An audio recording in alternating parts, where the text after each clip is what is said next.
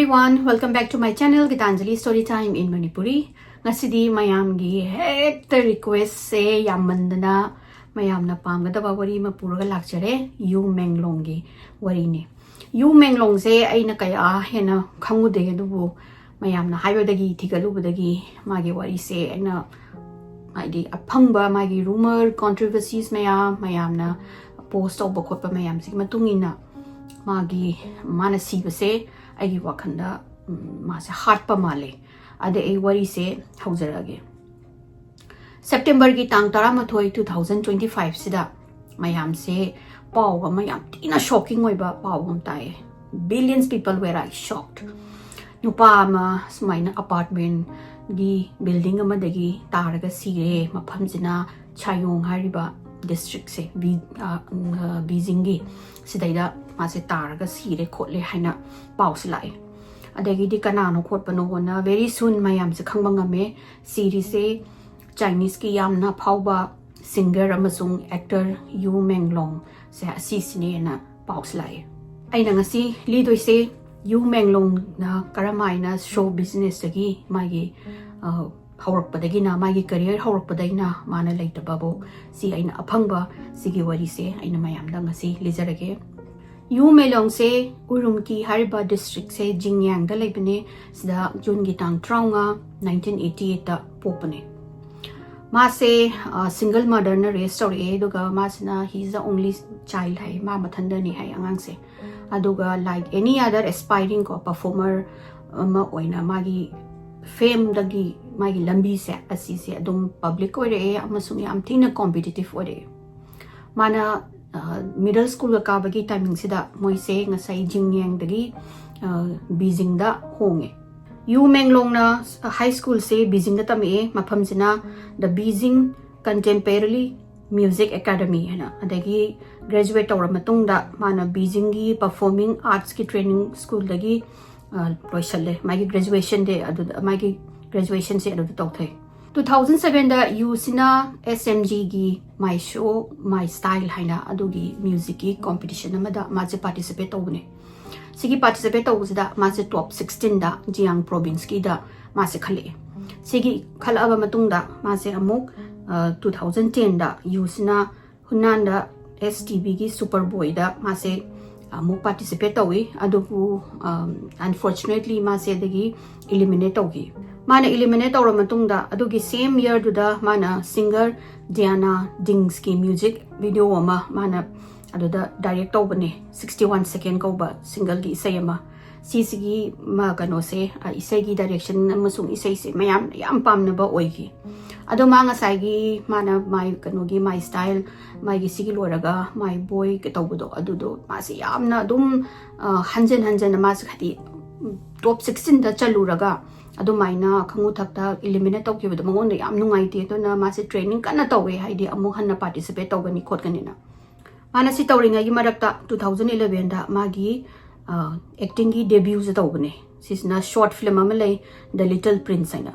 सिसे मागे अहम्बा एक्टिंग की कनोनिको मागी गिग अमने अदुगा 2013 दा यू से अमुक ngसाइगी सुपर बॉय किस्ता माना मु कंपीट तौवे अदुगा हंतक्ति माजे वन ऑफ द टॉप 10 से मोई ngसाइगी सिंगर मयाम मरक्तगी टॉप 10 दा चलकपदगी मासे पदगी मयामना रिकॉग्नाइज तौबा होगरे असेगी ब्रेक थ्रू की मतुंगदा मयाम रिकॉग्नाइज तौरपदगी मासे कॉन्ट्रैक्ट अमा फंगे ई मीडिया हैना अदुगा मागी अहम्बा सिंगल जस्ट नाइस माना सिदा रिलीज तौबने अदगी 2014 दा यूसिना शॉर्ट फिल्म अमदा अमु मासे अमु कुंभ फंगे सिगी शॉर्ट फिल्म से हेक्टा ब्रेक थ्रू अचीवमेंट फंगे दोगा फिल्म सिसु best independent film award at the 4th international micro film festival for university दा अदुमाइना फंगबने सिदगी मासे मयामना यामनासु येंगबा नुंगाइग्रे मयामना अदगी क्रिटिक नसु मासे याम पामग्रे सिगी माइलस्टोन सिंगसे सिगी टैलेंट शो दगी फंगबा मागी अर्ली माइलस्टोन सिंगसिना स्क्रीन मचा मचा दा मासे अदुमाइना कुंबा मतत मखा दगी सपोर्टिंग गुंबा अदुमाइना कुंबा होरे दो मयामना सुमासे मसक यामना फजे मोगी चाइनीज की मसक तब मासे खितंग वेस्टर्नाइज ओइबा सक अमा चंगबगी हेनसु palm मयामसे mana drama amasung music sida adoki matik ma se talent oibadagi mana macha macha short film kumba sidagi noma director mana ma se moi casting gi sida ma se ui ubusidagi asida isda magi kwaidagi aphauba magi momento adu phangdoini 2015 da mana go princess go haina asida isda sigi web drama ne moi historical fantasy gi drama mane sida isda Actor mayamna ma se pamba amasung huziki go princess go se documentic pow basida sarasana powraga ta mayam sina da yauriba actor sing je pamba moi sing je haidi fan base ka tawdana kotana tina pow is there is a pow is the gi ma je recognize over hore aduga magi stardom se asigi go princess go se gi ma se tamna ka khat ba hore go princess go da mana portrait of se wagi 9th prince ama sai yam thina charming oiba si sina hekta cultural hits na oiraga mayam sing sina Yu Menglong haina maming phajana chatle sigi matungda magi next magi breakthrough oiba role se 2017 da eternal love haina si muk sidai da ma se sidai da musu phau gare sigi fantasy epic drama ni sizu asisna hekta mi mayam sing je viewership mayam mana haidi jingchan bangam me adoga magi sagi stardom gi magi status se asisi mana cement tawreba habidi chapyung ne leiba ngam gari sigi series dagi mathang magi famous project se legend of the white snake na 2019 da sisna maze actor of the year at the golden bird awards phange sidagi no looking back maze music star ama oina yamna diverse oiba amasung magi no role se makhan so hena fantasy series tagi hadagi di smaina web dramas da mayamna demand oidana yamna pamba actor ama oikre Yu Menglong se music ta su yamna maze talented oi adoduna simultaneously mana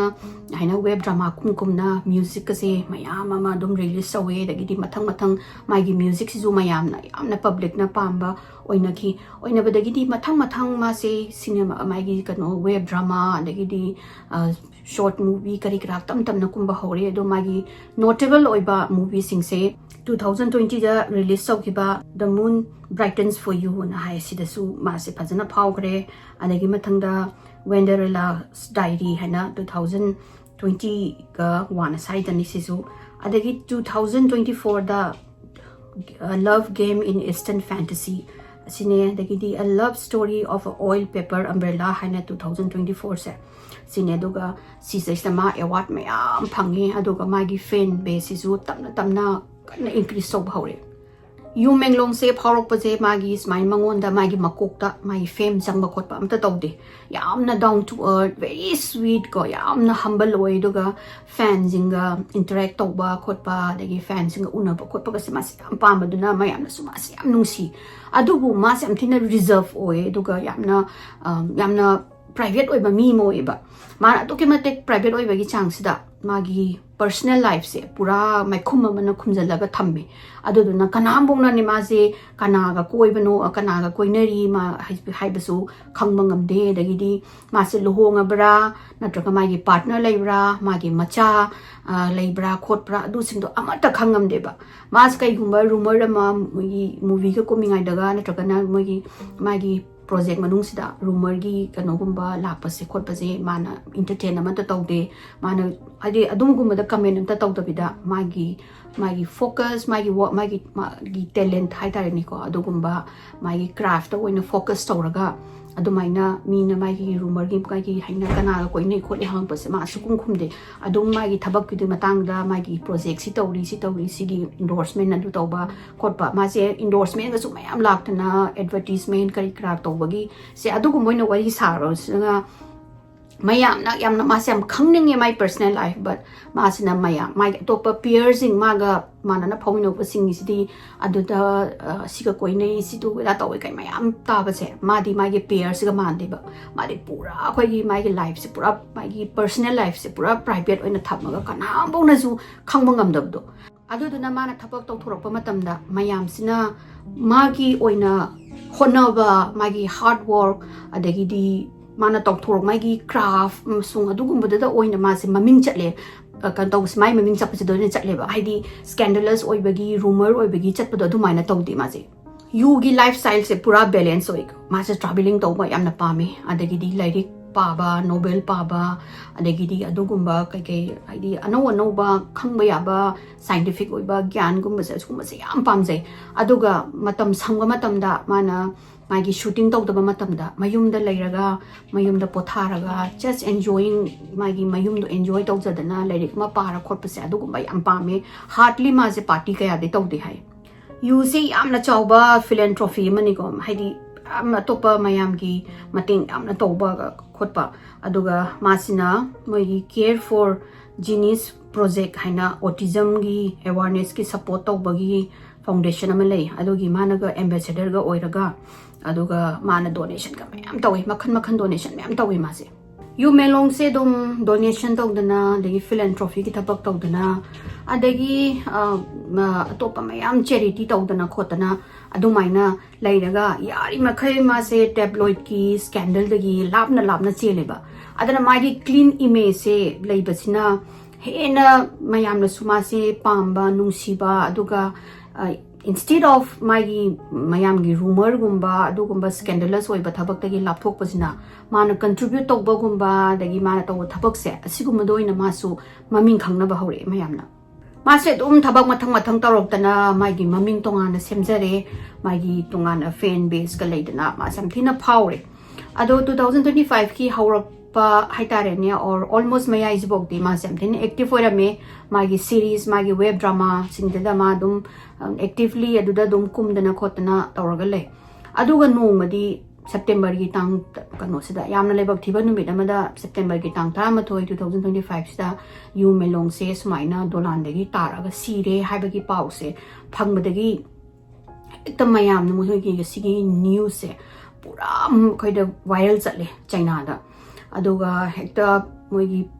social media gi platform adagi di news ki platform se yu menglong gi sibagi adu ngakta ngaire magi celebrity actor actress adagi da topa mi mayam na magi condolences mayam na hamkan tawdana hapaktana khotana magi kano sida official kodo social media gi page ta adagi di mayam gi nuai to ba khoto tawraga mai kano sing ju public sing ju ngakpodo karamaina mana dolan dagi tarai no kholi no ma kamai tari no mayam se ekta mathang news ekta sarasalin China sida mayam sina karamaina siri no kholi no na kana tawni ngai marak sida police na announcement ma tawre sumaina yu menglong do accidental death ne magi do yu yamna ngaurga yu thakpadagi soidana thongnau dagi taraga ma se sibane atopa kaimbo kano yaude suspicious ka oiba amta yaude adagi kano foul play amta yaude khote na lokthori pasida Chinese ki mi kano singsina nga eba moi gi mi singsina kaino haisibo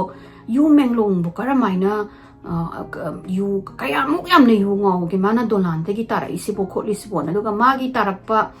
ka thongnau sisu yam kana chaw thongnau na te hojiki moi apartment sida mana tara ibase ado apartment ki sagi kamain tara ino kholi no magi mayum ju na te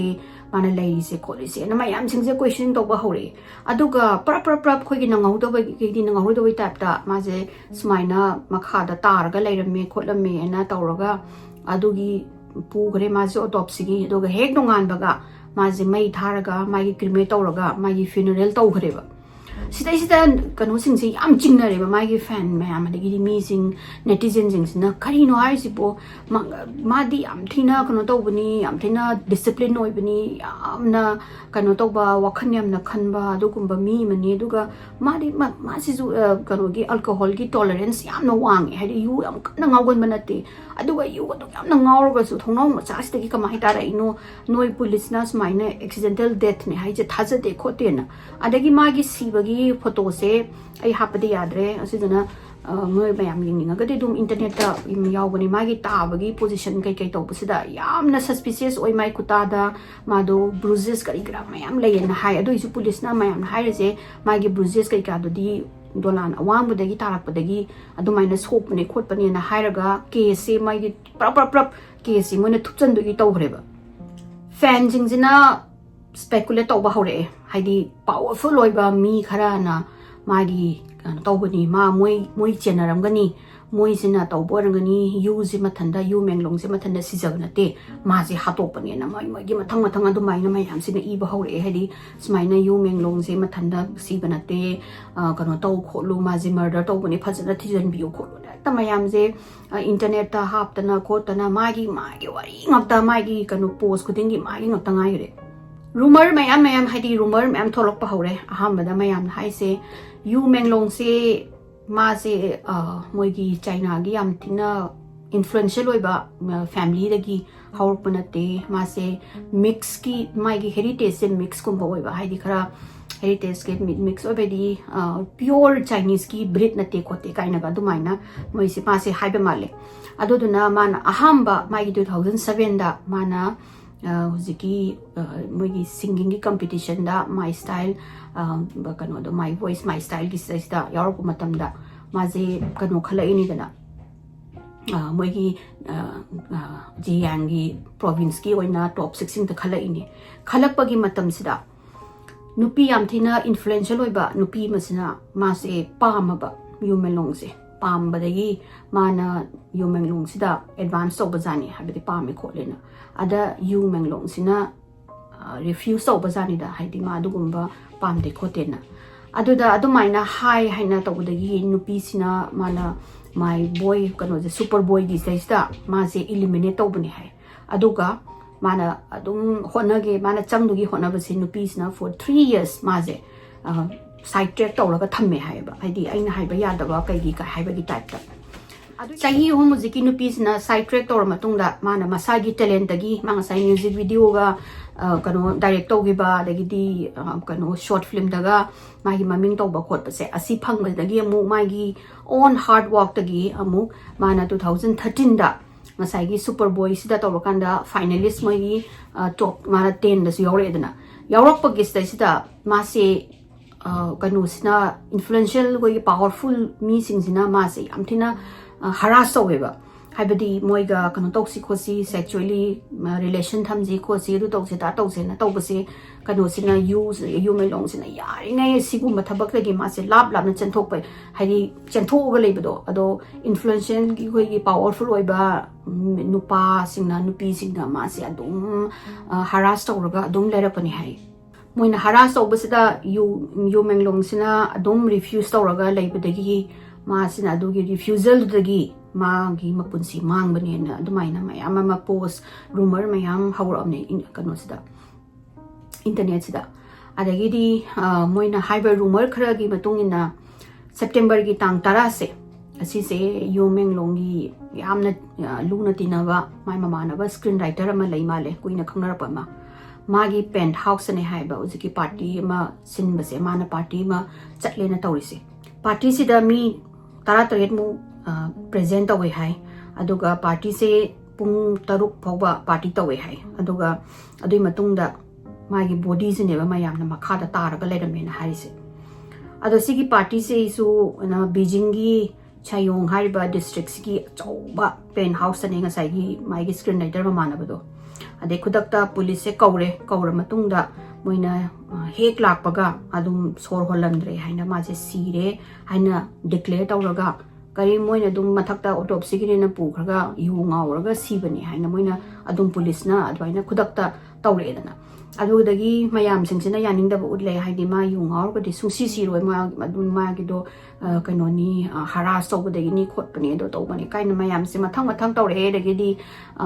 investigation अमुक तौनबा खोटनबा दाइना कन्न मयाम सिना मोगी public सिंगसिना तक्सले यु मेंगलोंग सिना ngasai supposedly तारे ए हारिबा कनो से हाइदि थोंनाव से सिजे metre अमा मुक्तंग वांगबा थोंनाव ने हाय अदुगा अदुगी थोंनाव गिदुदा कोई मे स्क्रीन नमना स्क्रीन मचा मना ngapa male अदुगा सिगी स्क्रीन जिजु वांगागा पिकपनिना यामना लुई हायबा साई कनो सिगी मयामना पिक्चर रुगी मतुंगिना खंगबदा अदुगा फैंसिंग सिना मोगी कनो से फोटो ngasai मागी तारकपगी बिल्डिंग की फोटो बेके इस नक्सलगा मोइना कन्न यिंगजनबा मतमदा सिगी थोंनाव सिगी मे स्क्रीन मखागे मे स्क्रीन से असदा कोई खोटपगी नत्रगना कुछलगा लैबगी अमा उई अदा मयाम ना हाइसे माना तारा अगर माना होय थोंनाव दगी मा तारा एने फरेने अदोरगदी ꯀꯔꯝꯃꯥꯏꯅ ꯃꯥꯅ ꯃꯈꯥ ꯊꯪꯕ ꯀꯩꯅꯣꯁꯤꯗ ꯃꯣꯏꯒꯤ ꯃꯥꯒꯤ ꯃꯦꯁ ꯁ꯭ꯀ꯭ꯔꯤꯟꯁꯤꯗ ꯃꯈꯨꯠꯅ ꯈꯣꯠꯄꯒꯤ ꯂꯩꯔꯝꯃꯤꯅꯣ ꯃꯈꯨꯠꯅ ꯈꯣꯠꯄꯒꯤ ꯂꯩꯔꯝꯕꯁꯤꯒꯤ ꯃꯇꯨꯡ ꯏꯟꯅꯗꯤ ꯃꯥꯁꯦ struggle tꯧꯕ ꯃꯥꯁꯦ ꯀꯅꯥꯅꯣꯝꯒ struggle ꯇꯧꯅꯔꯒ he was fighting for his life ꯁꯤꯅꯤ ꯃꯥꯅ ꯃꯁꯥꯁꯤ ꯀꯟꯖꯅꯕ ꯍꯣꯠꯅꯕꯗ ꯀꯩ ꯃꯊꯪ ꯄꯥꯏꯅꯕ ꯍꯣꯠꯅꯕꯗ ꯑꯗꯨꯗ ꯇꯧꯕꯅꯤ ꯈꯣꯠꯄꯅꯤꯅ ꯑꯗꯨꯒꯤ ꯑꯃ ꯁꯤꯒꯤ ꯃꯌꯥꯝꯒꯤ ꯀꯩꯅꯣꯁꯦ ꯃꯣꯏꯒꯤ ꯁ꯭ꯄꯦꯀꯨꯂꯦꯁꯟꯁꯦ ꯑꯃꯨꯛ ꯊꯣꯛꯂꯛꯑꯦ ꯑꯗꯒꯤ ꯑꯃꯅ ꯀꯩꯒꯨꯝꯕ ꯄꯥꯔꯇꯤꯁꯤꯗ ꯌꯨ ꯇꯞꯇꯥꯏ ꯊꯛꯑꯒ ꯅꯣꯡꯉꯥꯜꯂꯒ ꯁꯤꯔꯒ ꯇꯥꯔꯒ ꯂꯩꯔꯝꯃꯒꯗꯤ ꯐꯥꯔꯁ ꯃꯣꯏꯅ ꯑꯍꯥꯟꯕ ꯇꯧꯗꯣꯏꯁꯦ ꯃꯣꯏꯗ ꯄꯥꯔꯇꯤꯗ ꯌꯥꯎꯔꯤꯕ ꯃꯤꯁꯤꯡꯁꯦ ꯁꯤꯁꯦ ꯀꯧꯔꯒ ꯄꯨꯂꯤꯁꯅ ꯃꯣꯏꯒꯤ ꯁ꯭ꯇꯦꯠꯃꯦꯟ ꯑꯃꯁꯨꯡ ꯃꯣꯏꯒꯤ ꯏꯟꯇꯔꯚ꯭ꯌꯨ ꯂꯧꯒꯗꯕꯅꯤ ꯑꯗꯨꯕꯨ ꯑꯗꯨꯒꯤ ꯏꯟꯇꯔꯚ꯭ꯌꯨ ꯃꯣꯏꯒꯤ ꯁ꯭ꯇꯦꯠꯃꯦꯟ ꯑꯃꯠꯇ ꯂꯧꯗꯅ ꯍꯦꯛ ꯁꯤꯕ ꯐꯪꯕꯒꯤ ꯅꯣꯡꯉꯥꯟꯕꯒ ꯃꯩ ꯊꯥꯗꯣꯛꯈ꯭ꯔꯒ ꯃꯥꯗꯣ ꯃꯊꯟꯇ ꯌꯨ ꯊꯛꯑꯒ ꯁꯤꯖꯕꯅꯤ ꯍꯥꯏꯕꯗꯨꯗꯤ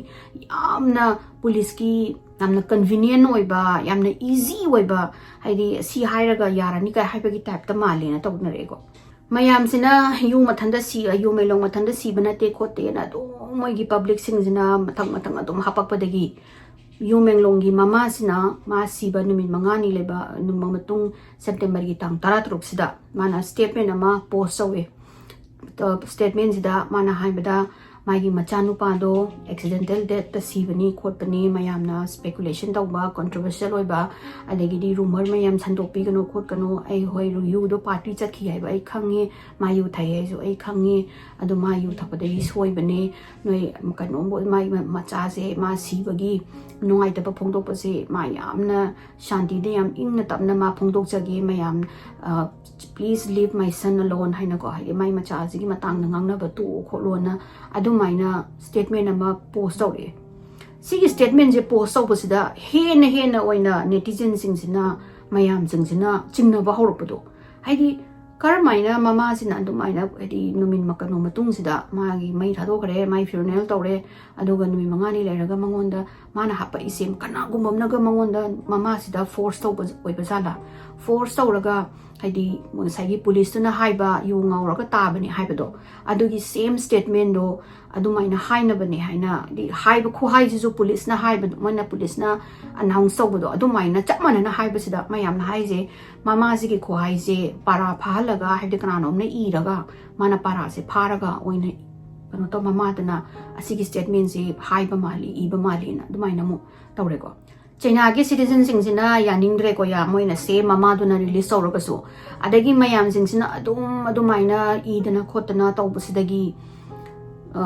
ꯁꯦꯞꯇꯦꯝꯕꯔꯒꯤ ꯇꯥꯡ 21ꯁꯤꯗ ꯑꯃꯨꯛ ꯍꯟꯅ ꯀꯩꯅꯣꯁꯤꯅ ꯄꯨꯂꯤꯁꯁꯤꯅ ꯑꯃꯨꯛ ꯁ꯭ꯇꯦꯠꯃꯦꯟ ꯑꯃꯃꯨꯛ ꯔꯤꯂꯤꯁ ꯇꯧꯋꯦ ꯌꯨꯅ ꯁꯤꯕꯁꯦ ꯌꯨ ꯃꯦꯡꯂꯣꯡꯅ ꯁꯤꯕꯁꯦ ꯀ꯭ꯔꯤꯃꯤꯅꯦꯜꯒꯤ ꯀꯩꯅꯣ ꯀꯣꯁ ꯑꯝꯇ ꯌꯥꯎꯗꯦ ꯐꯥꯎꯜ ꯄ꯭ꯂꯦ ꯑꯝꯇ ꯌꯥꯎꯗꯦ ꯃꯥꯅ ꯌꯨ ꯊꯛꯑꯒ ꯏꯟꯇꯣꯛꯁꯤꯀꯦꯠ ꯑꯣꯏꯕꯗꯒꯤ ꯊꯣꯡꯅꯥꯎꯗꯒꯤ ꯇꯥꯔꯒ ꯁꯤꯕꯅꯤ ꯃꯌꯥꯝ ꯀꯩꯅꯣ ꯇꯧꯕ ꯁ꯭ꯄꯦꯀꯨꯂꯦꯁꯟ ꯇꯧꯕ ꯇꯣꯛꯑꯣ ꯔꯨꯃꯔ ꯁꯟꯗꯣꯛꯀꯅꯨ ꯈꯣꯠꯀꯅꯨ ꯔꯨꯃꯔ ꯁꯟꯗꯣꯛꯑꯒꯗꯤ ꯌꯥꯝꯅ ꯀꯩꯅꯣ ꯇꯧꯔꯣꯏ ꯅꯣꯏꯁꯨ ꯀꯩꯅꯣ ꯐꯪꯒꯅꯤ ꯗꯥꯟꯗꯤ ꯐꯪꯒꯅꯤ ꯈꯣꯠꯀꯅꯤꯅ ꯑꯗꯒꯤ ꯃꯣꯏꯅ ꯑꯃꯨꯛ ꯅꯨꯄꯥ 3 ꯑꯃꯃꯨꯛ ꯃꯤ 3 ꯑꯃꯃꯨꯛ ꯐꯥꯔꯦ ꯍꯥꯏ ꯐꯥꯔꯒ ꯃꯣꯏꯁꯤ ꯀꯩꯅꯣ ꯇꯧꯋꯦ ꯍꯥꯏ ꯗꯤꯇꯦꯟ ꯇꯧꯔꯒ ꯑꯗꯨꯒ ꯀ꯭ꯋꯦꯁꯟꯅꯤꯡ ꯇꯧꯔꯤ ꯃꯣꯏꯅ ꯐꯦꯛ ꯅ꯭ꯌꯨꯁ ꯑꯃꯁꯨꯡ ꯔꯨꯃꯔ ꯁꯟꯗꯣꯛꯄꯒꯤꯅꯦ ꯍꯥꯏꯅ ꯑꯗꯨꯃꯥꯏꯅ ꯂꯥꯎꯊꯣꯔꯛꯑꯦ ꯀꯩꯅꯣꯁꯤꯅ ꯄꯨꯂꯤꯁꯁꯤꯡꯁꯤꯅ ꯑꯃꯨꯛ ꯁꯤ ꯂꯥꯎꯊꯣꯔꯛꯑꯕ ꯃꯇꯨꯡꯗꯒꯤ ꯏꯟꯇꯔꯅꯦꯠꯇ ꯌꯨ ꯃꯦꯡꯂꯣꯡꯒꯤ ꯐꯣꯇꯣ ꯅꯠꯇ꯭ꯔꯒꯅ ꯔꯨꯃꯔꯒꯤ ꯄꯣꯁ ꯑꯗꯒꯤꯗꯤ ꯇ꯭ꯋꯤꯠ ꯑꯦꯅꯤ ꯃꯥꯒꯤ ꯌꯨ ꯃꯦꯡꯂꯣꯡꯒꯤ ꯃꯇꯥꯡꯗ ꯚꯤꯗꯤꯑꯣ ꯐꯣꯇꯣ ꯄꯣꯁ ꯃꯥꯒꯤ ꯁꯤꯕꯒꯤ ꯈꯣꯠꯄꯒꯤ ꯍꯥꯞꯄ ꯀꯔꯤ ꯀꯔꯥꯁꯤꯡꯁꯦ ꯂꯣꯏꯅꯃꯛ ꯀꯩꯅꯣꯁꯤꯗꯒꯤ ꯏꯟꯇꯔꯅꯦꯠꯁꯤꯗꯒꯤ ꯗꯤꯂꯤꯠ ꯇꯧꯈ꯭ꯔꯦ ꯁꯤꯒꯤ ꯃꯇꯨꯡꯗꯒꯤ ꯃꯣꯏꯒꯤ ꯀꯩꯅꯣꯁꯤꯅ ꯆꯥꯏꯅꯤꯁꯀꯤ ꯒꯣꯔꯃꯦꯟꯁꯤꯅ ꯂꯤꯛ ꯄꯤꯛꯆꯔꯁ ꯀꯣ ꯐꯣꯇꯣ ꯑꯗꯒꯤꯗꯤ ꯚꯤꯗꯤꯑꯣ ꯑꯗꯒꯤ ꯄꯣꯁ ꯀꯔꯤ ꯀꯔꯥꯁꯤꯡꯁꯦ ꯂꯣꯏꯅꯃꯛ ꯗꯤꯂꯤꯠ ꯇꯧꯈ꯭ꯔꯦ ꯁꯤꯒꯤ ꯗꯤꯂꯤꯠ ꯇꯧꯔꯒ ꯁꯥꯎꯅꯔꯤꯉꯩ ꯃꯔꯛꯁꯤꯗ ꯕꯣꯝ ꯁꯦꯜ ꯑꯃꯃꯨꯛ ꯂꯥꯛꯑꯅꯦꯕ ꯖꯥꯎꯂꯤ ꯀꯧꯕ ꯅꯨꯄꯥ ꯑꯃꯅ ꯃꯥꯒꯤ ꯄꯣꯁ ꯑꯃ ꯃꯥꯅ ꯊꯥꯒꯠꯂꯛꯑꯦ ꯃꯌꯥꯝ ꯃꯃꯥꯡꯗ ꯃꯥꯅ ꯍꯥꯏꯕꯗ ꯃꯥꯁꯦ ꯍꯧꯖꯤꯛꯀꯤ ꯌꯨ ꯃꯦꯡꯂꯣꯡꯅ ꯌꯥꯎꯔꯤꯕ ꯄꯥꯔꯇꯤꯁꯦ ꯁꯤꯗꯩꯗ ꯃꯥꯁꯦ ꯇꯦꯝꯄꯔꯔꯤ माजे वेटर ने है अदुगा दु निमितुदा माजे कनोगी वेटरिंग की थबक से तौबने अदुदा माना उबगी मतुंग इना अहमबदा यू मेंगलोंग से ड्रिंक्स कया तौरमदे है मासे यू कया थअमदे है अदुगा मागी एजेंट्स ना मंगोंदा यू से थकपगी दुम फोर्स तौबजानी थओना अदे यू मेंगलोंग से ना आई थंगनिंग ने ना दुम तौरमे है adagidi smanas kai no smaina party tawraga tho kholo du to da to hena ya tawre dagidi Yu Menglong sina okay ai pack ma tang logi na haraga ma se pack sida maga washroom da changuge hena ma se changi bazani Yu Menglong se changba sida sigi agent sida magi phikau dagi angouba powder gumba ma lokthore hai lokhoga magi glass da haijele hai hapjale na adugi matungda Yu Menglong je thokle dana thoklaga masagi agent sina cheers tawsi ka hara thaw na force tawraga cheers tawraga thakki ma je thakkina masagi Yu Menglong sa thaktu gi tawri ngai sida hojiki waiter uhoba jawli hari je si sina kham ge na pa to lakpa sida nupa moi black kan bodyguard ke type ko suit amuba lipa nupa amna ma si mai sigi lukham sidagi pair ka chingjalle hai kachin namada chingjallaga mana nang sida interfere torkano nang kai duga nang na music ubasing do nang loin kaw nang udi na khallo nang hingninga ga dena adumaina tawraga mana yeng matamda Yu Menglong do ngasagi powder hapa glass ki whiskey glass asi sima lo thaksan ga heba sigi matungdagi ma se sai thakpadagi ma se hang kadam thaklor kanda makok se khaga ngauri tawedi ma tahowe hai aduga ma ding sai gi adudo singing da dinang loin kaw gor khot khro nang ngasi dai nang interfere tor kano nang gi na thona tena haibedagi jawli se ki mandana ma se hujiki waitering tawram base loina ma yawrak tre hai ma se na pa kano tawraga toga mai ngasai gi mamana bamda chatlagi hairamaga masi tumina chakhi hai aduga mayum se hanba ki dana kari gumba mai matung da ka inar adra haina pakatana maje mamana ba magi mayum da lot le hai hojiki jawli se sigi matung da amamuk statement yam sangna statement amamuk puk sore anonymous amana hojiki misna mana post obada iri se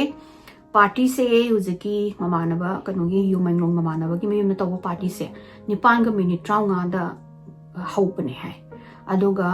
pung ani ga khai helapa dai da party se loibane ado party tawringa gi loidringa gi marak sida ahingi pung amaga minute traunga se sidai sida phone ama lai hai magi agent na phone se yeng basida masi am pakhale hai agent do pakhalaga phone se ma jam tina nervously phone se thamgraga sigi matungda mana dui matungda ne mana Yu Menglong sida yu se thaw na injali se si matungda pung amaga minute nifu manga hingi pung ama minute nifu manga sida second phone call se amuk lai hai sigi second phone call se lakpa sida sagi agent to hagula aga ma je thoga nakanda moina mana ngang ba moi ta hawe hai bani ba almost done matam kitanga minute kharaga piyo duga yarani almost done na haraga ma se phone se thamaga Yu Menglong gi manakta changchangi bani hai ba aduga minute manga leraga 150 pung amaga minute yankhai sida Yu Menglong se koi kano tawraga mi moi ani ahum sina kano sida lip sida puraga drag tawbagi type ta chingna ka chatle hai aduga Yu Menglong se sana ma se gyan mangi hai yu ngau ba oidoi rang sai powder na thakibana oidoi ra khangne ma se pre hai raga lepa bungam dre hai mai mamai mami se pura ikuchu mata thang dagai masa ka se so weak oiraga ko so laga ma se wa ngang ba bungam dre mathanda lepa bungam dre hai ba asi se moina apartment gi CCTV dagi phangmani sigi matungda ngasai mabu puraga laiba mi singse asisna penthouse atopa unit 5 and high sigi penthouse ta puchangi haiba manungda adudagi pung ani ahingi pung ani sida third phone amamu lai hai sagi agent da adoga wari ngak sanai hai sanaraga phone se ek thamgibaga hojiki agent sina Yu Menglong gi mamana basida kaino ma hai mano makongda he adu mana kongda haiba loibaga moina party lore mayam hagolo na pungani kitang helak basida mayam singse loina mak tho yare party lore na hairaga mi singse loina chalangi bane haiba mi singse chalangi baga mayam singse loina chakha matungda moigi sigi kaino sigi jaw kawe ko kano gi mamana base Yu Menglong gi magi old friend ne hai screenwriter ne tobudo magi apartment sidagi makhon koi pot chingba gongang toba makhon je taba sida ngasai neighbor duna yeng bazani thong moi piping kano dagi moi sagi piping hole dagi yeng basida moi na ubda Magi mayumdagi pocha ise mayam box mayam ama hondare hai nupa moi sagi bodyguard ki type tauba suit amung balit ba moi manga tarukse sisina box furniture din nati hai mai mapi ko do male hai suitcase mayam adagi di box matang maron pudagi hai aduga mamana ba singa sagi owner do penthouse gi mamana ba singa sai pakhat laga yam tina nervous oraga humanga si sauraga hobe masagi tawraga thong se parab thinglaga moi uji pulap kumdhamina gari hai aduga black SUV amada adugi ngasagi black SUV duzu number plate kamta yawde sigi tawraga chakhi hai as if ngasagi mamana bado kano tawgi bai type ne ngasai apartment do thadu oga cheni bai type ne ngasai agent da phone tawra iba number se same number ne hai ahum lak tawra ise aduduga sigi number se mayamona thigalo harakan di number do deactivate tawgare kanada tawba kanagi number no khotpano haibdudi khangba ngamgidre mayam sina sigi mamana ba jaw sigi matang da hangba matamda police na hai jaw do mado missing oire thiba phangdre karai chakhamno khangde magi number do su unreachable lei ai moina khanbada mado China thado ga atopa maphamda business ki salamgani ai ma involve tawba mande na dumaina hairi adegi ekta mayam sina loire ba adi kai kamaina so yamna famous oiba nupa ama siraga magi mamana bagi moigi mayum duda party tawai hai party tawbagi mi sing du so amata noina kanano so haide kanam su interview tawde mamana bagi yum du su khodak ta jakano siraga Yu Menglong na siraga mana mangre haibdi karino khotpano haina hekta moigi public ki backlash na loire ba moigi Chinese authorities sida adagi mathang moina mayam na post tawre haidi anonymous adu maming kano adagi khara mana maming hapaga smaina hai Yu Menglong do moi sagi unit 5 da moina pusanna matamda ma se use kano do ma do gyan men mange dana aduda ma se torture tawi aduga gang rape tawi hai ma se asigi unit 5 daine ba Yu Menglong na taraga series sagi party du da yawa mi sing su amata thiba phangdre moi maming su amata hayo yadre aduga loina mak country loin thadoga atopa mafam da loina mak mai gi thabak ni chakhre na daina mu paw se phange mayam na hare moi maming sing do disclose to moi da investigation taw kholo na inhan ba je police sing na comment up da taw yadre di no comments na hara dum tham gari moi adumai dum taw lai netizen jing na moina research taw bagi matung ina thijan bagi matung ina moina mi khara amadi identify to bangamare ngamme party da yauri do kana no haina adu sigi photo dum hapcharamge sigi mi sing sine haina moina identify to we dei mayam sina so hari je asigi kano se Yu Menglong si bagi order se yamna powerful oiba mi amadagi lakpani sigi mi se hana Yu Menglong da hara sabu da yawbani khopani haire adagi di mayam sing sina thijan bagi na karai da no source se kai da no khopano na kana thigala pasida possible lead se top CCP moigi CCP gi leader ko moigi communist party gi leader amagi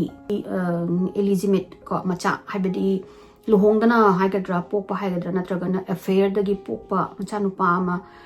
lei adudu gi macha dugi makhut ni haina adumaina source adumaina point tawraga mayam sina ikhanare mayam sina kanano sigi leader se mai macha se kanano hana thigalakpagida mayamna allegedly ko mayamna haibagi matung ina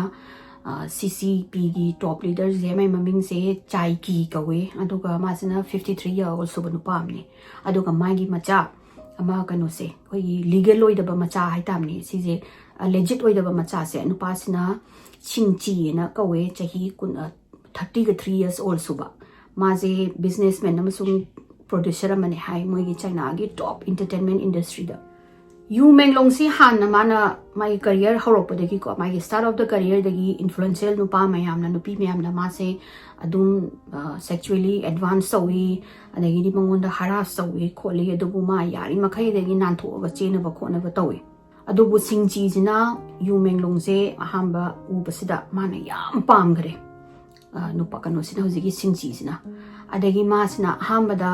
Magi fan ni Magi biggest fan ni adagi maga makut samnaragadi haibadi man haiba yaragadi Yu Menglong se Magi biggest benefactor ni ma chakotpa phangani khotkani hana ahamba adumaina thembame ada Yu Menglong sina hoi in fan gini hairaga makata na mazina reply piraktre adagi singchi sina simply mana khale haidi odo gi aina smaina ai ge relationship lai se khot se haina mongon da force so ge khot kena ada mazina hamba relate magi mongon da Yu Menglong da force to bane singchi sina to basida amu Yu Menglong sina refuse to re haidi ai adugum na te kote ai adugum to de kote na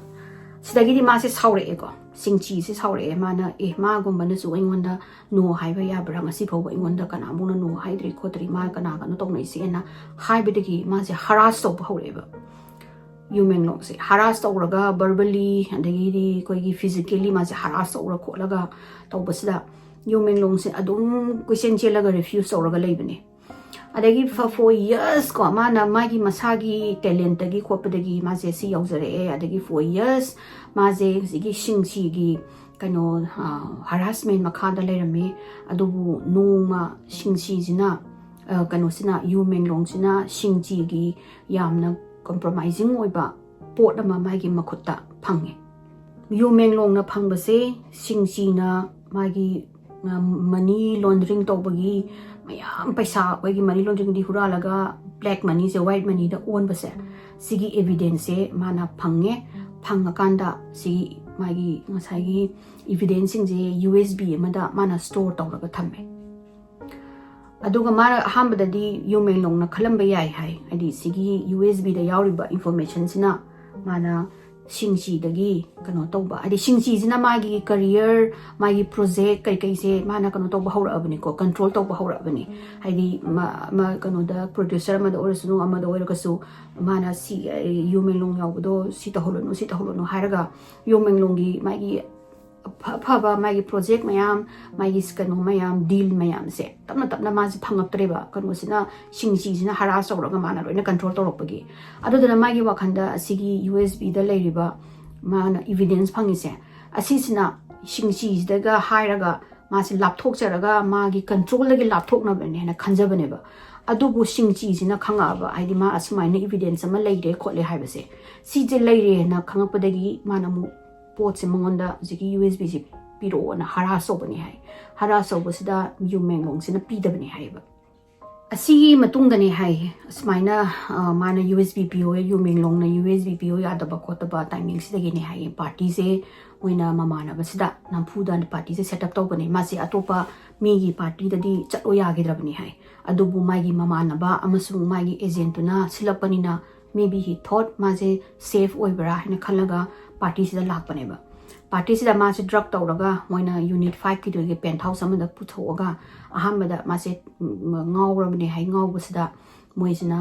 maze rape tawredana ko moi khara mana sangaga tawra matungda maze phuraga USB se kadai da legi piu na hangbaneba adada Yu Menglong sina pide hai mana sum haida bida pide adum adagi moigi never gi testimony gi matung inna moina habida nupa moigi laubagi naraga koi laubagi adagi di kano tobagi kapagi khopagi makhon ji moi tai hai aduga makhada na moigi na adugi nakan gi kano dana unit dana party kana music ka tharaga party tawraga leibani adada moi jo ahambada adu moi party marak ta khanari male haina kanu sing ju never sing du kai hakhalamude Yu Menglong je torture tawraga moi ngasagi rape tawbagi khotpagi video footage so moi na lautho e haiba footage se lauthoga moi na khalina hayangwai damam takatara akanda Yu Menglong se blackmail tongnaba adu du mai smaina compromising magi video do leiraga di haina hamada di moi na su hat ki di khanda bazani moi wakhanda torture tawraga rape tawra kholaga ma se sigi photo se video se koi ni release songni nang koi na haiba yaw kholu natraga photo piro kholo na haige na tawbani haiba da Yu Menglong sina sungya yadabani haiba sigi matungda anonymous mi amana mu video ma leak tawe sigi leak se video se blurry di oiraga moi na ubada Yu Menglong male hai asmi gi sakham phibam se thongnau dagi tumina thongnau amadagi amada koi chingjalaga kapagi time ni video se sigi video sida uri se Yu Menglong manba ama ma je chair amada pullaga thamme hai ꯑꯗꯨꯗꯨꯒ ꯍꯧꯖꯤꯛꯀꯤ object ꯑꯃ ꯁꯥꯔꯞ object ꯑꯃꯅ torture ꯇꯧꯋꯦ ꯍꯥꯏ ꯃꯩꯗꯨꯁꯨ ꯃꯨꯁꯤ ꯃꯨꯁꯤ ꯊꯥꯜꯂꯒ ꯃꯣꯏ ꯃꯤ ꯃꯌꯥꯝ ꯑꯗꯨꯒ ꯊꯣꯡꯅꯥꯎꯗ ꯃꯣꯏꯅ ꯆꯠꯄ ꯃꯤꯁꯤꯡꯁꯦ ꯆꯠꯄ ꯈꯣꯠꯄ ꯎꯕꯅꯦ ꯍꯥꯏꯕ ꯎꯕꯁꯤꯗ ꯍꯧꯖꯤꯛꯀꯤ ꯑꯦꯅꯣꯅꯤꯃꯁ ꯃꯤꯁꯤꯅ ꯀꯅꯥꯅꯣꯗꯤ ꯃꯣꯏꯗꯣ ꯍꯥꯏꯔꯨꯔꯒꯗꯤ ꯌꯥꯝꯅ ꯐꯔꯛ ꯇꯥꯗꯣꯏꯅꯤ ꯑꯗꯨꯅ ꯃꯥꯅ ꯚꯤꯗꯤꯑꯣꯁꯦ ꯆꯤꯡꯁꯤꯜꯂꯒ ꯅꯝꯕꯅꯤꯅ ꯀꯩꯅꯣꯁꯦ ꯍꯧꯖꯤꯛꯀꯤ ꯚꯤꯗꯤꯑꯣꯁꯦ ꯈꯔ ꯒ꯭ꯔꯦꯅꯤ ꯑꯣꯏ ꯃꯌꯦꯛꯇꯤ ꯁꯦꯡꯗꯦ ꯑꯗꯨꯒ ꯃꯣꯏꯅ ꯍꯥꯏꯔꯤꯁꯦ ꯍꯧꯖꯤꯛꯀꯤ ꯃꯤꯁꯤꯅ ꯍꯥꯏꯔꯤꯁꯦ ꯌꯨ ꯃꯦꯂꯣꯡꯅꯤ ꯁꯤꯗ ꯇꯣꯔꯆꯔ ꯇꯧꯔꯤꯁꯦ ꯍꯥꯏꯅ ꯃꯥꯅ ꯍꯥꯞꯄꯛꯑꯦ ꯀꯌꯥꯝ ꯌꯥꯝ ꯆꯨꯝꯕꯅꯣ ꯍꯥꯏꯕꯗꯤ ꯈꯪꯗ꯭ꯔꯦꯀꯣ ꯀꯩꯒꯤꯅꯣꯗ ꯈꯔ ꯂꯩꯔꯒ ꯍꯧꯖꯤꯛꯀꯤ ꯚꯤꯗꯤꯑꯣꯗꯨꯁꯨ ꯑꯗꯨꯝ ꯍꯥꯏꯗꯤ ꯈꯔ ꯂꯩꯔꯒ ꯅꯠꯇꯦ ꯑꯗꯨ ꯍꯦꯛ ꯍꯥꯞꯄꯛꯄ ꯈꯔ ꯂꯩꯕꯒ ꯑꯗꯨꯝ ꯉꯥꯏꯍꯥꯛ ꯂꯩꯕꯒ ꯑꯗꯨꯝ ꯚꯤꯗꯤꯑꯣꯗꯨ ꯗꯤꯂꯤꯠ ꯇꯧꯈ꯭ꯔꯦ ꯍꯧꯖꯤꯛꯀꯤ ꯚꯤꯗꯤꯑꯣꯁꯦ ꯍꯥꯞꯄꯛꯄꯁꯤꯗ ꯃꯌꯥꯝꯅ ꯈꯔ ꯍꯧꯖꯤꯛꯀꯤ ꯇꯣꯔꯆꯔ ꯇꯧꯔꯤꯕ ꯅꯨꯄꯥꯁꯤꯅ ꯉꯥꯡꯕ ꯋꯥꯍꯩ ꯈꯔ ꯑꯃ ꯃꯣꯏꯅ ꯀꯩꯅꯣ ꯇꯧꯕ ꯉꯝꯃꯦ ꯌꯦꯡꯉꯤꯕ ꯅꯤꯇꯤꯖꯟꯁꯤꯡꯁꯤꯅꯀꯣ ꯅꯦꯠꯇ ꯑꯩꯈꯣꯏ ꯏꯟꯇꯔꯅꯦꯠꯇ ꯌꯦꯡꯉꯤꯕ ꯃꯤꯁꯤꯡꯁꯤꯅ ꯈꯔ ꯃꯦꯛ ꯑꯥꯎꯠ ꯇꯧꯕ ꯉꯝꯃꯦ ꯃꯣꯏꯅ ꯇꯧꯕꯁꯦ ꯑꯩ ꯁꯨꯡꯄꯤ ꯄꯤꯔꯣꯏ ꯑꯗꯨꯒ ꯑꯩ ꯅꯣꯏꯅ ꯍꯥꯏꯕ ꯋꯥꯗ ꯑꯩ ꯁꯕꯃꯤꯠ ꯁꯨꯡꯇꯧ ꯇꯧꯔꯣꯏ ꯍꯥꯏꯕ ꯁꯤꯁꯤꯒꯤ ꯋꯥꯍꯩꯁꯤ ꯈꯛ ꯃꯣꯏꯅ ꯐꯥꯕ ꯉꯝꯃꯦꯕꯀꯣ ꯑꯗꯨꯗꯨꯅ ꯃꯣꯏꯅ ꯕꯤꯂꯤꯐ ꯇꯧꯔꯦ ꯍꯥꯏꯕꯗꯤ ꯌꯨ ꯃꯦꯡꯂꯣꯡꯅꯤ ꯁꯤꯗ ꯃꯣꯏꯅ ꯇꯣꯔꯆꯔ ꯇꯧꯔꯤꯁꯦ ꯍꯥꯏꯅ ꯑꯃꯨꯛ ꯑꯃꯅ ꯄꯣꯁ ꯑꯃꯗ ꯑꯃꯨꯛꯀꯣ ꯁꯣꯔꯁ ꯑꯃꯅ ꯑꯃꯨꯛ ꯍꯥꯏꯔꯛꯑꯦ ꯌꯨ ꯃꯦꯡꯂꯣꯡꯁꯦ ꯃꯣꯏꯅ ꯍꯥꯟꯅꯗꯒꯤ ꯃꯥꯁꯦ ꯀꯦꯞꯇꯤꯞ ꯑꯣꯏꯔꯒ ꯊꯝꯕꯅꯤ ꯍꯥꯏ ꯁꯦꯞꯇꯦꯝꯕꯔꯒꯤ ꯇꯥꯡ 9 ꯁ꯭ꯋꯥꯏꯁꯤꯗ ꯃꯥꯒꯤ ꯉꯁꯥꯏꯒꯤ ꯀꯩꯅꯣꯗꯣ ꯄꯤꯔꯣꯅ USBꯗꯣ ꯄꯤꯌꯣ ꯈꯣꯠꯂꯣꯅ ꯇꯣꯔꯆꯔ ꯇꯧꯕꯁꯦ ꯑꯗꯨꯗ ꯍꯧꯕꯅꯤ ꯍꯥꯏ ꯑꯗꯩ ꯌꯨ ꯃꯦꯡꯂꯣꯡꯁꯤꯅ ꯌꯥꯗ꯭ꯔꯦꯗꯅ ꯌꯥꯗꯕꯗꯒꯤ ꯉꯁꯥꯏꯒꯤ ꯄꯥꯔꯇꯤꯁꯦ ꯖꯁ ꯇꯨ ꯀꯕꯔ ꯑꯞ ꯑꯗꯨꯗ ꯄꯥꯔꯇꯤꯁꯦ ꯇꯧꯕꯅꯦꯅ ꯑꯗꯨꯃꯥꯏꯅ ꯑꯃꯨꯛ ꯍꯥꯏꯔꯛꯑꯦ ꯁꯤꯒꯤ ꯇꯣꯔꯆꯔ ꯇꯧꯕꯁꯤꯗ ꯌꯨ ꯃꯦꯡꯂꯣꯡꯁꯤꯅ ꯉꯁꯥꯏꯒꯤ USBꯁꯦ ꯃꯥꯅ ꯌꯣꯠꯁꯟꯈꯤꯕꯅꯤ ꯍꯥꯏ ꯑꯦꯂꯦꯖꯂꯤ ꯀꯣ ꯌꯣꯠꯁꯟꯈꯤꯕꯅꯤ ꯍꯥꯏ ꯑꯗ ꯌꯨ ꯃꯦꯡꯂꯣꯡꯁꯦ ꯑꯋꯥꯡꯕꯁꯦ ꯌꯥꯝ ꯀꯤ ꯃꯥꯁꯦ ꯍꯥꯏ ꯑꯗꯨꯗ ꯃꯣꯏ ꯋꯥꯈꯟꯗ ꯌꯥꯝꯅ ꯃꯥꯅ ꯍꯥꯏꯠ ꯀꯤꯕꯅꯤꯅ ꯉꯁꯥꯏꯒꯤ ꯃꯥꯒꯤ ꯀꯦꯞꯇꯔꯁꯤꯡꯗꯨꯅ ꯃꯥꯕꯨ ꯐꯥꯔꯤꯕ ꯃꯤꯁꯤꯡꯗꯨꯅ ꯃꯥꯁꯦ ꯍꯥꯏꯠ ꯀꯤ ꯍꯥꯏꯅ ꯈꯪꯕꯅꯤꯅ ꯃꯥꯁꯦ ꯑꯗꯨꯗ ꯍꯥꯏꯗꯤ ꯖꯁ ꯀꯩꯅꯣ ꯇꯧꯅꯕ ꯊ꯭ꯔꯦꯇꯟ ꯇꯧꯕꯒꯤ ꯇꯥꯏꯞꯇ ꯃꯣꯏꯁꯤꯡꯁꯤꯅ ꯃꯥꯒꯤ ꯃꯈꯣꯡꯁꯦ ꯄꯥꯏꯔꯒ ꯊꯣꯡꯅꯥꯎꯁꯤꯗꯒꯤ ꯑꯞꯁꯥꯏꯠ ꯗꯥꯎꯟ ꯇꯧꯔꯒ ꯑꯣꯠꯊꯣꯔꯛꯑꯣ ꯍꯥꯏꯅ ꯅꯪ ꯉꯁꯥꯏ ꯇꯧꯔꯒ ꯑꯣꯠꯊꯣꯛꯑꯣ USBꯗꯣ ꯑꯣꯠꯊꯣꯛꯑꯣ ꯍꯥꯏꯅ ꯑꯗꯨꯃꯥꯏꯅ ꯌꯥꯟꯕꯅꯤ ꯍꯥꯏ ꯌꯥꯟꯕꯁꯤꯗ ꯉꯁꯥꯏꯒꯤ ꯌꯨ ꯃꯦꯡꯂꯣꯡꯗꯨꯗꯤ ꯑꯋꯥꯡꯕꯁꯦ ꯀꯤꯕꯅꯤꯅ ꯃꯥꯁꯦ ꯁ꯭ꯇ꯭ꯔꯒꯜ ꯇꯧꯖꯍꯟꯅꯤꯡꯗ ꯁ꯭ꯇ꯭ꯔꯒꯜ ꯌꯥꯝ ꯀꯟꯅ ꯇꯧꯖꯍꯟꯅꯤ ꯍꯥꯏꯗꯤ ꯀꯥꯈꯠꯇꯨꯒꯤ ꯑꯗꯨꯅꯅꯦꯕ ꯉꯁꯥꯏꯒꯤ ꯃꯦꯁꯇꯒ ꯃꯈꯨꯠꯅꯒ ꯃꯥꯁꯦ ꯈꯨꯖꯤꯟꯅꯒ ꯈꯣꯠꯂꯦ ꯍꯥꯏꯕ ꯀꯥꯈꯠꯇꯨꯒꯤ ꯍꯣꯠꯅꯕꯗ ꯑꯗꯨꯗꯒꯤ ꯃꯥꯁꯦ ꯉꯝꯃꯛꯇꯗꯅ ꯍꯥꯏꯗꯤ ꯃꯥꯅ ꯂꯦꯡꯕꯁꯦ ꯍꯦꯟꯃꯟꯗꯅ ꯉꯁꯥꯏꯒꯤ ꯀꯦꯞꯇꯤꯞ ꯃꯣꯏꯒꯤ ꯉꯁꯥꯏꯒꯤ ꯀꯦꯞꯇꯔꯁꯤꯡꯁꯦ ꯑꯁꯤꯁꯤꯅ ꯃꯩꯁꯦ ꯄꯥꯏꯕ ꯉꯝꯃꯛꯇꯗꯅ ꯁꯣꯏꯗꯅ ꯃꯥꯁꯦ ꯀꯩꯅꯣꯗꯒꯤ ꯉꯁꯥꯏꯒꯤ ꯃꯈꯨꯠꯇꯒꯤ ꯃꯣꯏ ꯉꯁꯥꯏꯒꯤ ꯃꯈꯨꯠꯇꯒꯤ ꯅꯥꯟꯊꯔꯒ ꯃꯥꯁꯦ ꯃꯈꯥꯗ ꯇꯥꯔꯒ ꯃꯥꯁꯦ ꯑꯟꯀꯣꯟꯁꯤꯌꯁ ꯑꯣꯏꯔꯒ ꯂꯩ ꯍꯥꯏ ꯃꯣꯏꯁꯤꯡꯁꯦ ꯑꯗꯨ ꯇꯧꯕꯗꯒꯤ ꯄꯥꯔꯇꯤꯁꯤꯗ ꯃ꯭ꯌꯨꯖꯤꯛꯁꯦ ꯀꯟꯅ ꯂꯩꯈꯠꯂꯦ ꯍꯥꯏ ꯑꯗꯨꯒ Gurung Gurung Gurung ꯆꯦꯟꯊꯔꯀꯥꯟꯗ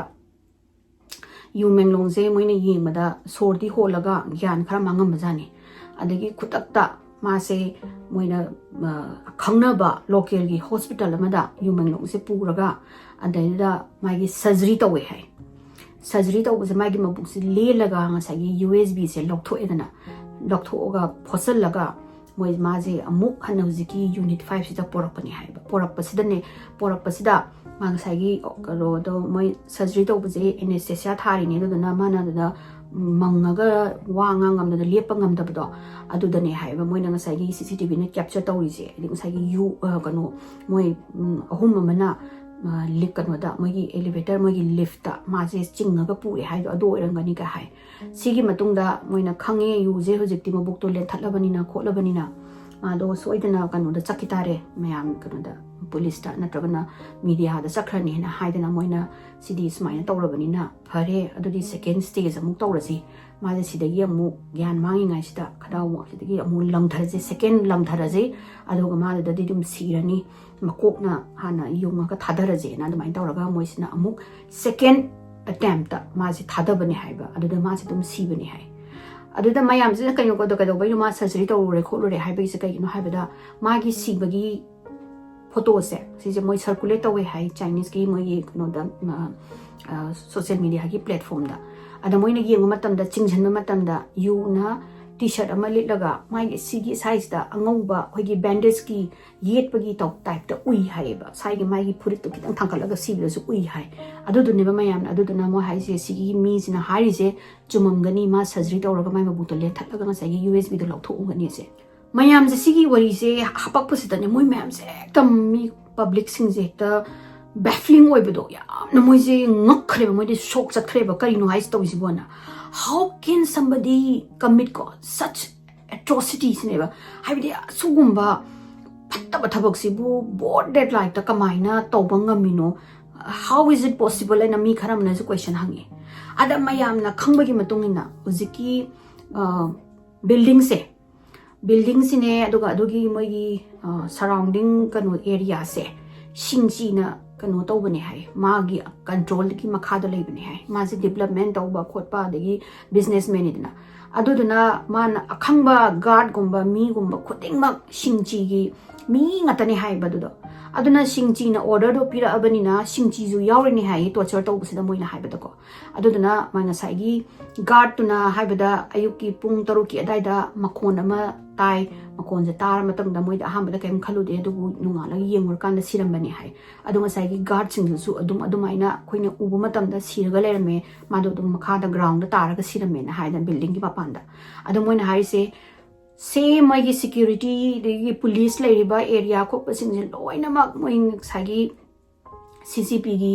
leader ko moing sagi press ko not pariba power pariba party se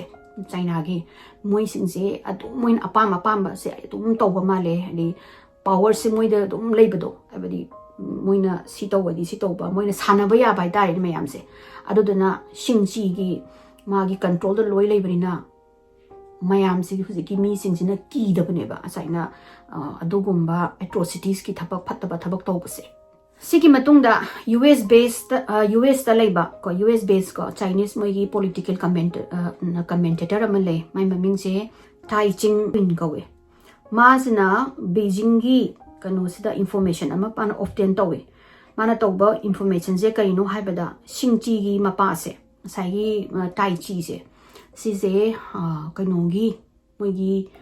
China gi president Jinping do magi relatives ne na haiba aduduna asmaina famous actor ama sihanba ngamba dagi magi career thugai bangamba natragana career mathak tana pukat bangamba se only powerful people masai moigi Jinping gi mari laina ba mi singsina tawbani na adumaina mayam na hai sigi statement sing se uba sida hekta China sida the shock wave ama lakhre ko especially in China da natabida Chinese speaking atopa lam ledana haidi kano Singapore Hong Kong Taiwan moi sing sida the hekta news se aroi bida loina makano tawre spread tawre ka gino da moi entertainment industry se kano gi Chinese speaking gi countries in ji life se moi deep rooted way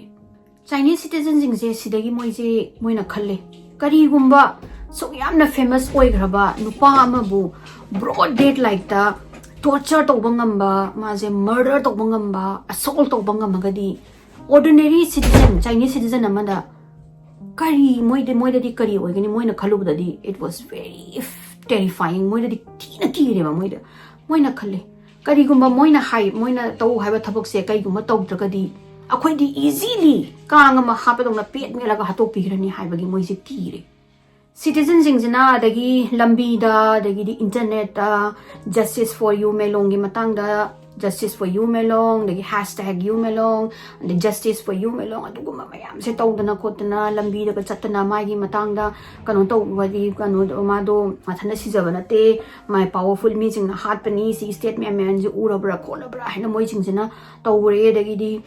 culprit sing do phao investigation fajana taw moi asmaina noina moi Chinese ki leader sing da authority sing da moina palm da ba displeasure men oi label sing ka sing je taw na ko na moi sing je ta ore hadi kanu taw bi ona mai justice pio kholo moina noi police sing na kai gino hobi obeda nungan baga kanu bo loi da na te hek postmortem bu no da lo shalaga nunga laga mai thatu khraga ma si bane ko pane hai bedu di ko pam de khote foul play leram gani so da criminal activity lei powerful me sing do putholo kana no ko pano party da sakhi ba sing do ka o khoi ma mang da interview to ko ma se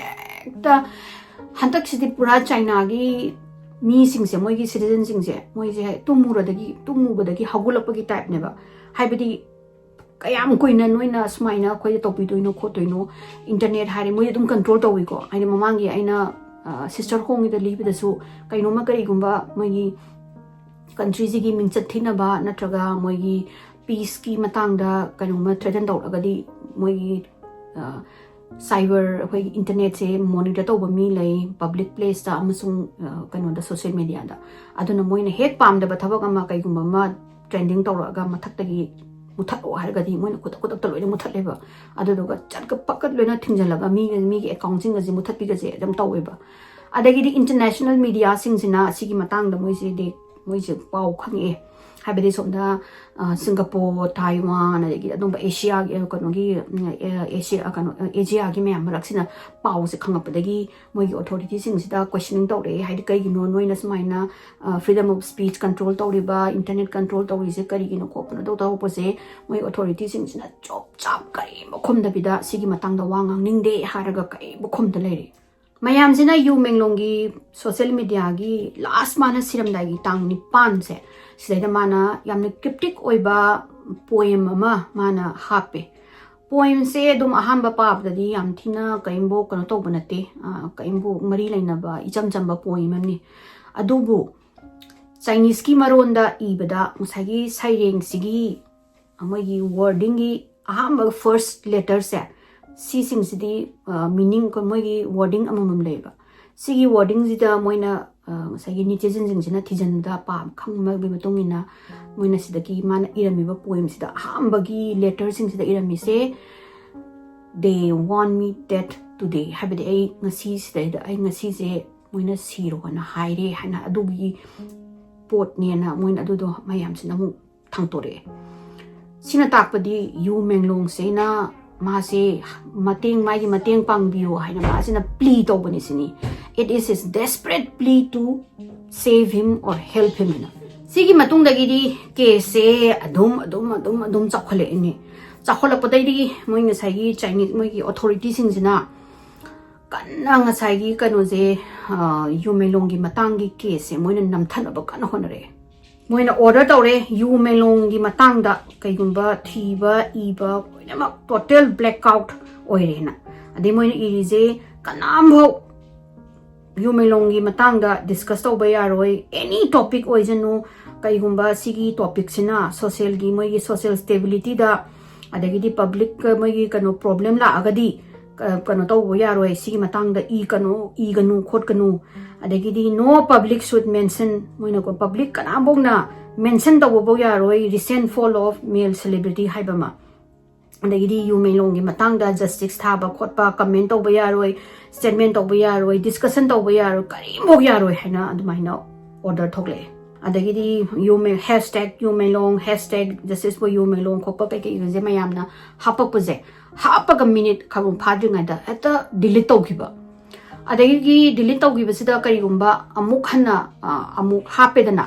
hapagadi ngasai gi kanu sida warning laktoine ba nangna si search tawise China kanogi moigi China gi peace da social stability da kano tawi problem la e adudana wo last warning ni hai ada karigumba hanjan naga hapuragadi hojiki account se suspend taw thamgrane ba to be monitored no haina review na hairaga mi singse amuk hana kano to phang hadi amuk hana ma post over yaro security mayam assign tawre moi ngasai gi mayam na monitor moi speech ta adagi di paper trial gumba monitor to ga thammai leire adagi orders na makhata na ngasai gi order la pos makhata na haise public singse forbidden tawre sinida moi gi ngasai gi yengba participate tawba discuss tawba or even moigi ngasai excitement na platform ama lai ma le yu melong gi matang kai iba aduzu yengba yaroi you guys are forbidden haina aduzu mulai tuga kari gumba kana gumba na moina haiba order se moina violate tawragadi moijingdo phaba detention tawba punba natragana punishment phangani sini punishment jisu severe and swift punishment phangani hai te yemo moigi China gi internet se freedom leitabagi changse adune tawrise sigi matung dagi di video macha ama lae moi gi news ki channel amada news anchors sagi news anchors na haire kai sigumba saina malicious oiba haibadi lebak mangningai oiba hype tawdana sagi actor ama fall gi matang da iba sida account lising ama hena suspend tawgre adagi di lakh ama mu henba post mayam delete tawgre aduga another 15,000 account ama moina repeatedly go moina negative ki post se adum comment tauba khotpadagi moina saigi comment taubagi moigi privilege se sise muthat khare hadi moi kanambo to complain tauba yaroi just moigi social media do yengba yarasu haina moigi mi sing se tina sauri they were like outrageous go kar moina kai no authority sing na sumaina par kan tauraga Yu Menglong gi matang da khumjanna ba hotnari se kai gi no kholi no kari moina akoi gi freedom of expression kai gi freedom of speech kai gi no moina namthari se kholi se khoi se do bi no moina silence tawri se kai gi no ko pano ha gi moi sam ti saure Yu Menglong gi ming se internet gi mang ba hogre ba magi matang da thiba ji thiba phangdre moina Yu Menglong na to busa China se da Yu Menglong gi matang da thiba ngai amata hadi blank ko na thogle adagi Yu Menglong na mana sidringai da magna namma magi kumamba di ongoing oriba drama period ke yo busing magi saina kano gi series maya movie was no the yo busing se magi maming sing se bo lok thokre ba moi no se ki movie sing dagi na tragana series mayam dagi even moi da Netflix ki kano sina Yu Menglong yo ba kano sing se loina ma uthat khare hekta mayam je saw bu da loire ba haidi kari no moi se bum kai gi no government na khang kai di khat kana tawri bse akoi gi billions of people se asigi magi wa makano dagi wakhan dagi memories dagi Yu Menglong se wipe tong na hot na is kari kin hona hen aduna hoina hen moi sing se sauba amasung hen kamaina si no ha bse khangning bse heli adubu moina hangasu government sing jina hai se asi kai chukna te ma mathanda sijabani adu da noina kano tawbani irang sagat pani adu duka akoi gi lamji gi matang da phattaba mingchat purak to gi hotna bagi ni khoina thingi sin hai de hen hayo yadre aduga celebrity atopa magi sigi kano gi support ki matang da moina ngang thorak pasing se moi bok da kano phangeba dandi phangeba actor Li Tingcha ko ba mana machna sagi kano gi matang da Yu Menglong gi matang da truth kan to holo ma smaina mysteriously tabani khotpani magi da achumba putho kholo na adumaina ma se yam kanna hairami adubu adugi hek matung da masna message ama lae mangonda you have been watching nang iri sing do to na adagi amana actress Sanlin kawe masisu adum kanogi Yu Menglong gi matang da message thadana post tawdana khotana comment tawdana tawrame adubu adugi comment tawba khotpa nini humni gi matungda mana lambi da chatlingai da magi makok ta khamla ama tare hai taraga makok to kairaga maji yamna critical condition da hospital da hospitalized tawe kholin hai adugi matungda mana comment tawram bising do loina mak delete tawre hai andagi amana Chinese director Wang hai masizu madi openly voice over male kano Yu Menglong gi matang da support tawdana khotana mana smaina live tawraga magi se chingnai kholi do tawe aina smaina koi industry moi sai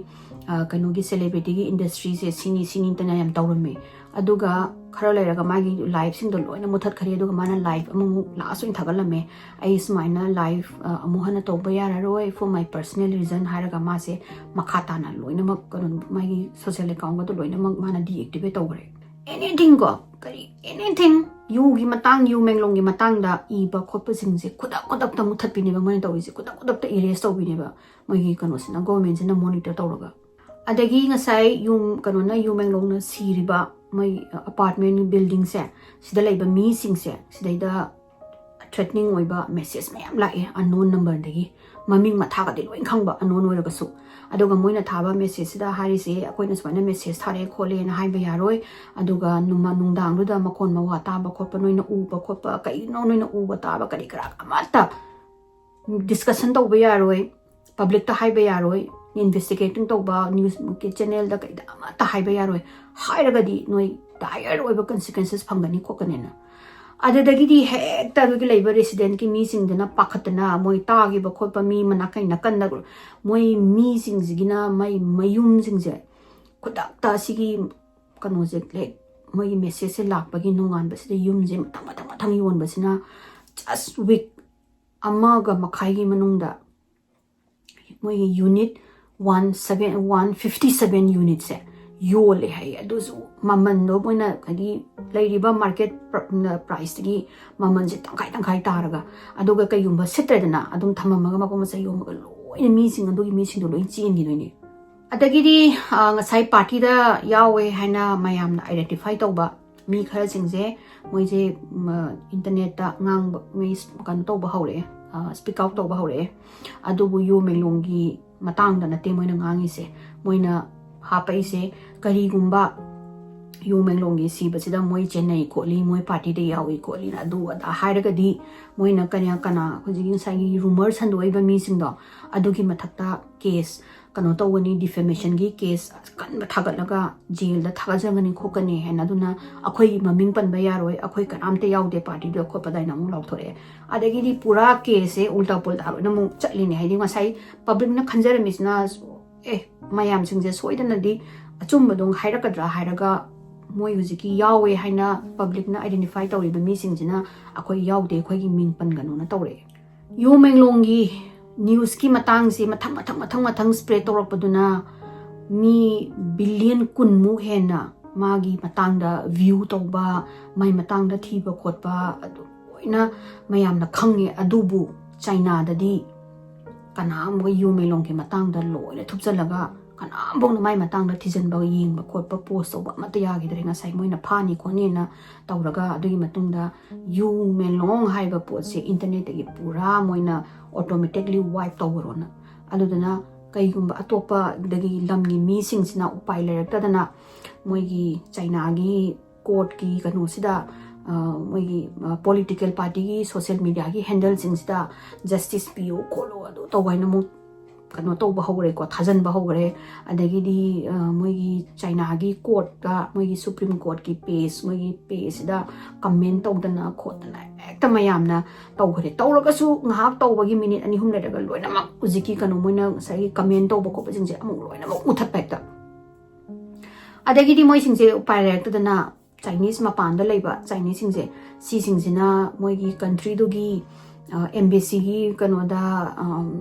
social media gi da changaga adagi di moi atopa president mayam prime minister mayam sigi mana ki moi page account sangaga hekta Chinese mapanda leiba singsina Yu Menglong ge justice PO ko do tawana tawbadagi di international media singse amu khanga pa hore adagi mo international media sina khanga padagi moi Chinese ki authority da mu reach out tawraga sumaina Yu Menglong do duni hai we have a list of moigi post adagi di anonymous ki video do sing silai sing chumbra kopra haibasida Chinese ki government sing sina ama ta khomu yadre ba hamra asigi pot se khoi gi lamda loisan gra bawani asi just akhoi gi country gi maming ming chathina ba tawri bani akhoi gi government na maje mathanda yu ngauman madegi dolande tara sibani police na ju criminal activity amta leite hai grabani adagi foul play amta leite hai grabani magi mama makna bok maji yu ngaubraga taraga sibani hai grabani sidagi hena khoi hainingai rero hena khommo yadre kari zo haironi migi lamne ide aduga on top of that China da di moi di communist party na tawini aduga moi gi party leader sing sina moi tawning ma tawle sigi matang sidagi ahamba oina moigi Chinese ki citizen singa CCP gi elite sing power party ba singjigi marakta yamna chawba riff ma lakhre moina haibada asisi ahamba irei ni hai mai chakpa irei mani hai soina government gi against the moina hapaise aduga yamna ngappa amagi mongda Yu Menglong na sijingai da magi contract mana sign tawba mai kanu se agency se Tiangnu media kawe Tiangnu se asdaida atopa mayam magi da sign tawba artist khara se moina past 10 years ki manungda moi mari sigre hai siba singju anamani am thina suspicious oiba mongda loina siba kari gi siri no haina hanguragana mai thigaluragana moina hari se mathanda self inflict tawbani haibadi mathanda sijaba natraga sumaina taraga siba haina dumaina tawraga same mana ba ekta report se anama moi mari siba singse sigi matungda international media da magi pawbudi nom yawe hadorga su China gi government answer taw yadre moi internet da thiba ko su kai phangdamna upai leidre aduga recently September gi tang kun mathoi sida anauba evidence amamu post tore ai moina post so baje China da dinate atopa mamanda post so bani asigi post sorry ba mi sina moi gi message ama Yu Menglong na mamada thaba message oira male asigi message moina retrieve tawba ngamme haina claim tawi source claim tawrisna online gi platform kabi zoom khain hai sidai mana report tawrise Yu Menglong na hairam base ma se powerful meaning na powerful figure na figure sing na ma se manipulate tawbani aduga ma se captive oina dark apartment amada thamme ma ki escape amta laite nan thokpa kaim bungam de han mana su mama da irami se mana paisa se dirty money ni hai paisa transfer tawri khudingi ma owning ni hai ba ma oi hai ba mana paisa transfer khudingi doga paisa se ju ma ki paisa na te mana tan ba na te asidi dirty money ni amot pa money ni ana hai adoi ma ai huji goodbye hai rage moila ani moila aga ina no message iba je no message ha ba je khangani ai amuk hat pa tare na goodbye I love you mom goodbye for now on hai raga message se mama da thai hai asidi message se phange hai na kano da happy mana huji ki kano kabi zoom gi kano sina platform sina